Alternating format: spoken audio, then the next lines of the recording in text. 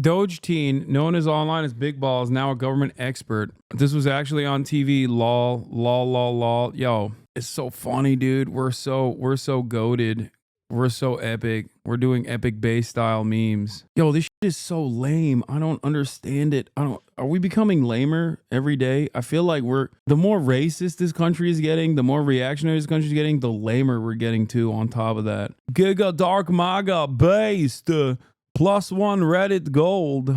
USA, USA, USA, USA, USA. Ah! The chivification of races must be studied. Ay. Remember when Fox News was so upset that Obama was taking selfies in the Oval Office? What is this? I mean, come on. That's just so far in the past. Our social conditioning is crazy. Like, so many people really must not know that this is actually what they're advocating for. I mean, I think people do know. They just don't care. The marketing on this kind of stuff is so bad. There is nothing redeemable about any of this. At least Donald Trump is like telegenic and kind of funny when he wants to be. So much of this just doesn't hit. Back in the day, Republicans still couldn't joke. So they would try to like trigger the libs and own the libs by being super racist. Now, that level of supercharged racism is like the norm. And I feel like sometimes they're trying to own the libs by being as dorky as possible and then being like, yeah, we're funny. And the liberals don't know we're funny. Is that a way to own the libs? Maybe? I don't know. It just doesn't feel like they're putting a lot of thought or effort into the destruction of the American state, if that makes sense. Speaking of Elon Musk's epic meme team, one of the guys just got shit canned for being outed as a Nazi. And no, his name is not Elon Musk.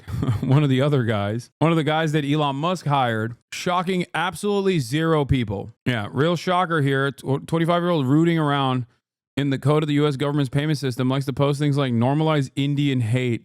The other ones are also racist too. It's just that this one is the one that got cooked. Was it the 19-year-old white kid or the other 19-year-old white kid? Well, I assume that it wasn't the Indian one, considering he's talking about normalizing Indian hate. Wasn't one of them Indian? Like, there's two Asian kids. The guy who got fired from Doge for racist posts can't even argue if he's not racist because he explicitly brags about being racist. Just for the record, I was racist before it was cool. Null PTR posted in July. When was it cool? Did it become cool? Here are the relevant pages from the article. Marco Elez is the first Elon Musk Doge boy to resign after the Wall Street Journal uncovered racist posts, including ones where he advocated for repealing the Civil Rights Act and backed the eugenic immigration policy. Elez previously worked at SpaceX and currently works at X. One of the funniest things you can be is like an anti-Indian racist when you're in the tech sector. Because it's like, dude, what do you just hate 80% of your coworkers? Like, dude, you worked at SpaceX and now you're working at X. Virtually everyone around you is either a first-generation immigrant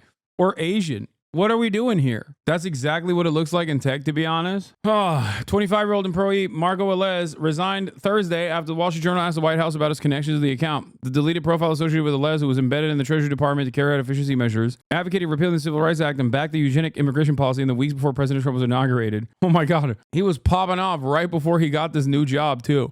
You could not pay me to marry outside of my ethnicity, the account wrote on X in September. According to a Wall Street Journal review of the archive post, normalize Indian hate, the account wrote the same month, in reference to a post noting the prevalence of people from India in Silicon Valley. The account, null pointer, a misspelling of a keyword in the C++ programming language, was deleted in December, but hundreds of brash, sometimes sophomoric posts have been archived. The user appeared to have a special dislike for Indian software engineers. 99% of Indian H-1Bs, oh, that's why he had to resign. I get it. That's the real reason. 99% of Indian H-1Bs will be replaced by slightly smarter LLMs. They're going back. Don't worry, guys. The user posted in December. Just for the record, I was racist before it was cool. Null pointer posted in July. In June, the user weighed on the conflict in the Middle East, offering some sympathy for Israel, but also posting, I would not mind at all if Gaza and Israel were both wiped off the face of the earth. Nice, dude. Extreme centrist. Okay, it could be because of the H-1B thing, or more likely it could be because of Israel. It is wild that so many groypers, like so many open, active Nick Fuentes fans are getting highlighted by this administration. It is wild. This is just your average Republican. Yeah. Estad is on CNN right now. Judge blocks Trump's buyout offer. Angle, it's what Doge is doing with Elon Musk. It's what, the executive order about Schedule F and kind of the reclassifying of some of these workers as political appointees, making it easier to fire them. This has been something that the deluge, the fire hose from the executive order. So I was looking at that list. I was thinking how we're repetitive many of them are. Do background checks not exist anymore? Bro, Elon Musk did the background check, chatter. He hired him because he was racist. In terms of implementation, not just ideology. And it's kind of how we saw Trump's personal legal strategy play out when he was out of office. Yeah, he checked him all right. A lot of his attorneys, not all, I should say, are working for the federal government right now, are going to be.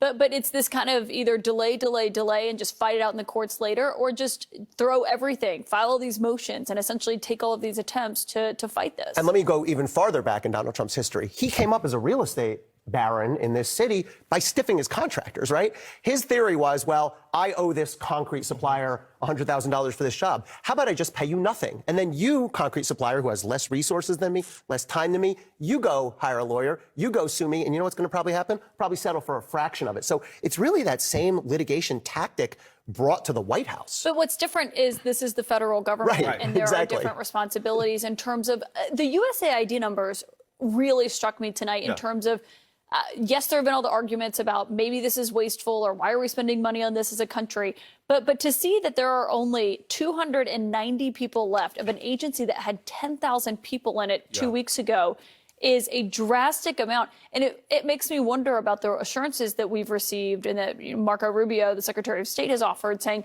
we're going to keep this up.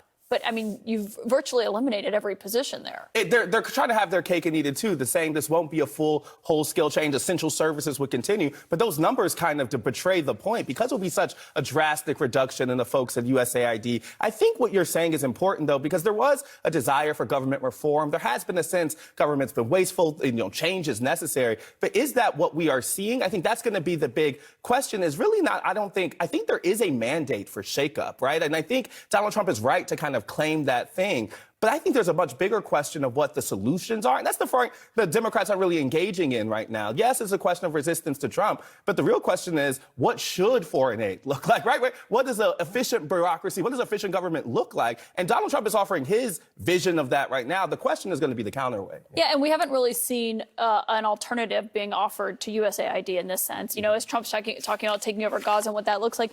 But, Ellie, what we heard from this judge, I thought this was a notable quote from the judge who blocked the midnight deadline, saying it has become ever more apparent that our president, the rule of law is but an impediment to his policy goals.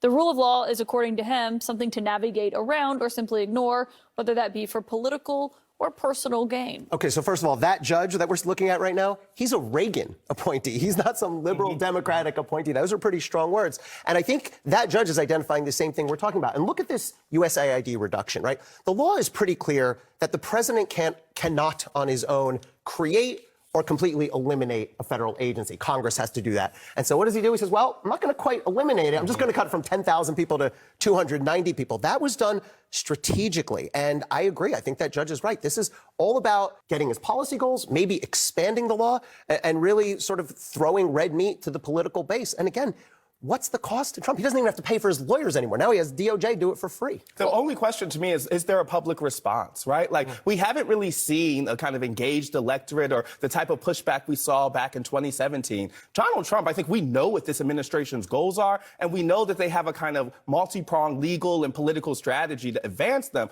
To me, the issue is, where are they going to meet that resistance? We know the courts are going to be one place, but the place that will drive the elected officials will be if there's a public reaction. And we haven't seen that to this front. And I think it's important to say, is there a story about USAID and these government agencies that people do feel like essential services are being lost? That's such a great point, because Trump is often driven by the coverage, the perception of something. He may not realize in the moment how something goes over. I'm thinking of Helsinki, when he was standing shoulder to shoulder with Putin. But it was only after the coverage later that he walked back his statement, because he's driven by the coverage of this. And so far, maybe they think, well, we've got tacit approval, essentially. Yeah, there would have been a way to do this smartly. I mean, there is government bloat. There is government waste. I mean, take the FBI. I could point out some people who may not be super necessary to the FBI. Can you explain really quickly why a buyout in the federal government is different than a corporate buyout? Because people might be sitting at home saying, okay, well, corporations do buyouts all the time. Why are you guys freaking out? A lot of people like corporate buyouts. The difference, though, is in the federal government, Congress has to allocate money. It's not just like a water faucet you can turn on and off. And so Congress has to allocate both the amount of money and the time in which it needs to be spent or cannot be spent. And here, if this buyout plan goes through, suddenly you're going to see, what's the math? 50,000 people times 7 months of benefits. I mean, that's probably hundreds of millions of dollars. So, yeah, buyouts are not inherently evil. In fact, they can be quite productive and helpful in the private sector. But here, the real question is it constitutional? And that's where I think he's going to run into problems. Elionig, Estad Herndon, that was robust. People love losing their jobs. They love layoffs, dude. It's the Treasury Department's central fan favorite. Yeah, people love corporate buyouts. You know who loves them? CEOs, shareholders. symbolizing a deadly attack. Can you answer my question, please? Do you honestly think that America's racist because MAGA is basically a multicultural and multiracial movement that concentrates all of its hate towards immigrants and trans people? Yes, dude. Like, everyone can be racist. It's like saying, how could you say ICE is doing the bidding of racists? They're 52% Hispanic. I know. This is a really funny thing that's been happening. A brief note here. Newly pardoned January 6th rioter Andrew Take has been rearrested. The Harris County, Texas DA had an outstanding warrant for Take's arrest on charge of an online solicitation of a minor. Fantastic stuff. Turns out many of the January 6ers that were arrested and were in jail were maybe not in jail for the reasons that they should have been in jail, but so many of them are taking the last 2 weeks of freedom to do everything in their power to go back to prison. They're working tirelessly. They are working tirelessly. They're getting final destination, but for jail. Yeah. Emily Hernandez, pardoned for Capitol riot since the 17 years in fatal DWI crash. There was another guy who literally got killed by a cop. Did they think that like getting pardoned means like immunity for crimes of the future as well? Like, is that actually what's going on here? But they were like, oh, dude, I got pardoned by the president. I'm unstoppable. Let me go do some crimes real quick. He's like, finally, finally, I can live out my dreams of soliciting minors online for sexual intercourse. Now that my president, Donald Trump, has given me the right to do so. I got immunity. Permanent immunity, brother. Nah, before January 6th, nobody wrote about members of those groups doing crimes. Yes, they did. Those guys are, half of them had priors. Donald Trump should just release them again. Really set the standard. You defend Donald Trump once, you get pardoned forever. I like that. There was a new alt-right playbook, Double Wrong. Did you see the Daniel Penny news? Yeah, Daniel Penny was hired by Andreessen Horowitz for literally just killing a homeless man on the subway. That's it. Like, they did not hire him for anything other than the fact that he got famous in conservative circles for murdering a homeless person. It's wild. No, I did cover the golden pager thing.